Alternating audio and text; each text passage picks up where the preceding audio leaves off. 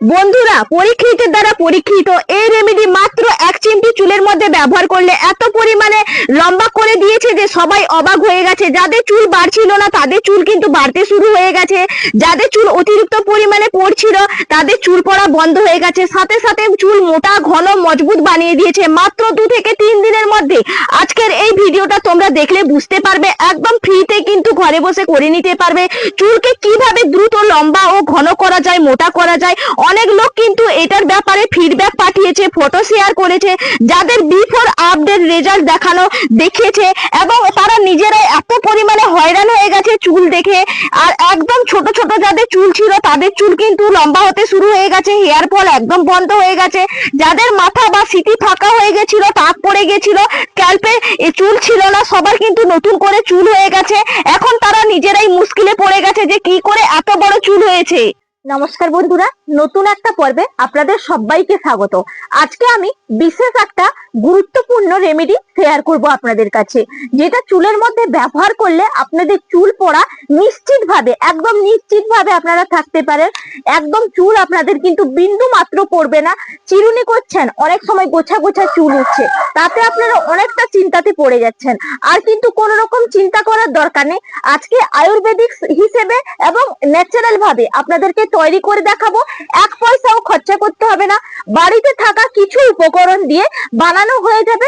কয়েকটা পাতা, যে পাতার রস ব্যবহার করলে আপনাদের চুল দেখবেন গোড়া থেকে কিন্তু মজবুত করবে এবং চুলের গোড়া যখন আলগা হয়ে যায় চুল কিন্তু প্রচন্ড পরিমাণে পড়তে থাকে, সেগুলো বন্ধ হবে। স্ক্যাল্পের মধ্যে খুশকি, মরা চামড়া বা চুলকুনি ভাব সেগুলোও দূর করতে সাহায্য করবে। তার জন্য বন্ধুদেরকে আজকে কিন্তু গুরুত্বপূর্ণ ভিডিওটা দেখে নিতে হবে এবং প্রচন্ড হেল্পফুল। চলুন তাহলে দেখে নেওয়া যাক। আমি প্রথম উপকরণ নিয়েছি, দেখুন তো এটা আপনারা কি চেনেন? অনেকেই আবার চেনেন, অনেকেই চেনেন না। গ্রামের দিকে কিন্তু প্রচন্ড পরিমাণে এগুলো দেখতে পাওয়া যায়।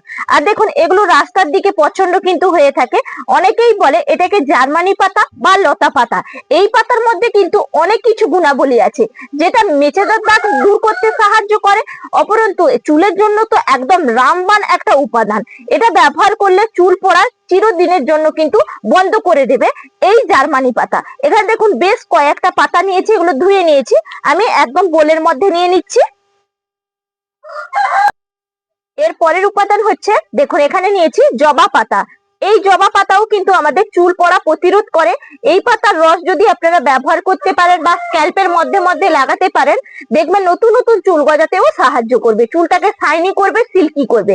এখানে কিন্তু জবা পাতা, যে কোনো জবা পাতা ব্যবহার করা যাবে না, এখানে কিন্তু লাল জবার পাতাটা ব্যবহার করতে হবে। দেখুন এখানে কয়েকটা কিন্তু একদম লাল জবার পাতা নিয়ে নিয়েছি, এগুলো ধুয়ে কিন্তু পরিষ্কার করে নিয়েছি। এরপর বোলের মধ্যে নিয়ে নেব। দেখুন এর পরের উপকরণ হচ্ছে কালো কেশোদা পাতা। অনেকেই কেশরাজ পাতা বলেন, অনেকে যে যে নামে চেনেন তারা কিন্তু সেই নামেই পরিচিত। এটা প্রচন্ড পরিমাণে কিন্তু উপকারী একটা পাতা, যেটা চুল কালো করতে সাহায্য করে।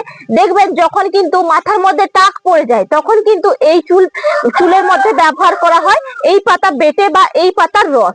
আপনারা প্রত্যেকেই জানেন যে কালো কেশোদা পাতার প্রচন্ড গুণাবলী। এখানে বেশ কয়েকটা কালো কেশোদা পাতা ধুয়ে পরিষ্কার করে নিয়েছি, এগুলো আমি বোলের মধ্যে নিয়ে নেব।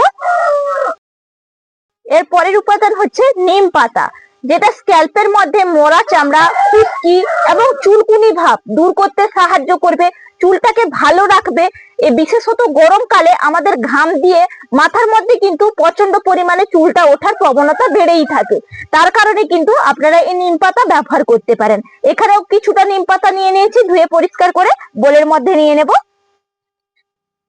এর পরের উপকরণ হচ্ছে কারি পাতা। এই কারি পাতাও কিন্তু চুল কালো করতে সাহায্য করবে, চুলটাকে ঝলমলে করতে সাহায্য করবে, নতুন চুল গজাতে সাহায্য করবে। আপনারা তো অনেকেই দেখেছেন যে বাচ্চা থেকে এখন কিন্তু চুল পাকার প্রবণতাটা প্রচন্ড বেড়ে যাচ্ছে। তার কারণে কিন্তু এগুলো যদি ব্যবহার করেন, আপনাদের বয়স পেরিয়ে গেলেও কিন্তু চুলটা খুব সহজে পাকবে না। দেখবেন এখন তো বয়সের সীমা নেই, চুল পাকা একদম আরম্ভই হয়ে গেছে।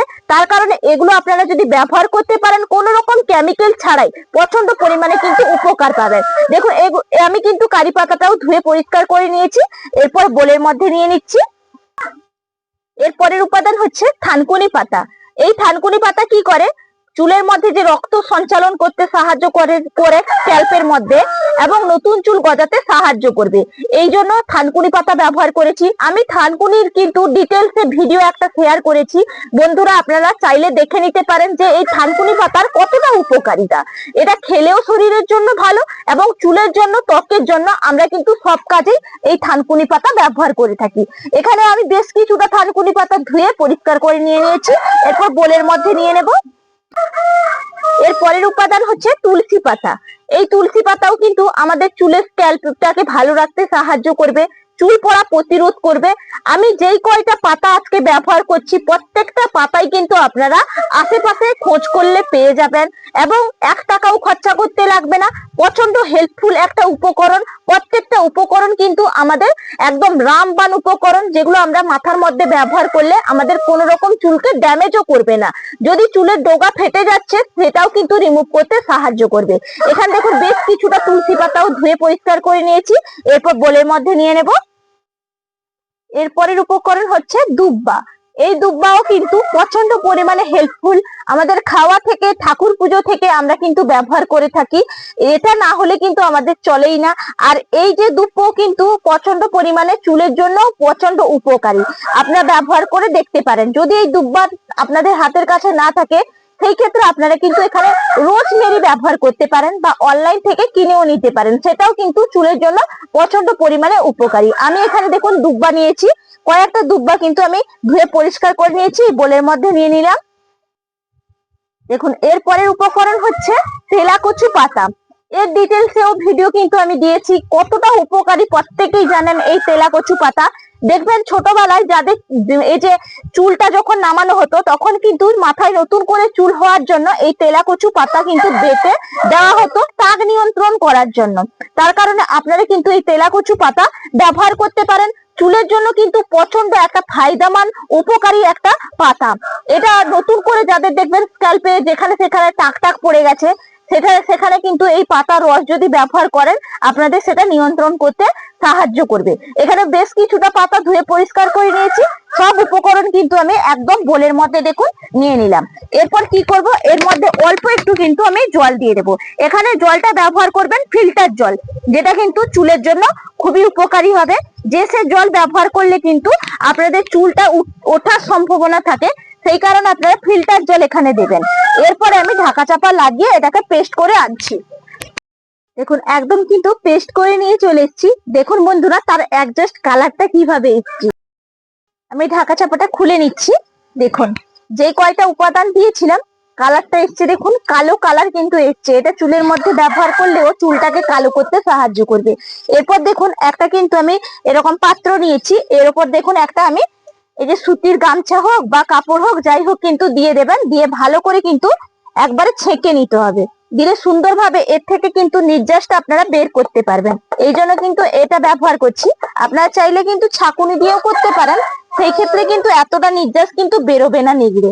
সেই কারণে আমি এইভাবে দেখুন একবারে চিপে বের করে নিচ্ছি। দেখুন দেখুন কিভাবে এটা বেরোচ্ছে। দেখুন এর যে নির্যাসটা কত কালো রং হয়েছে দেখুন বন্ধুরা, একবারে গাঢ় একবারে।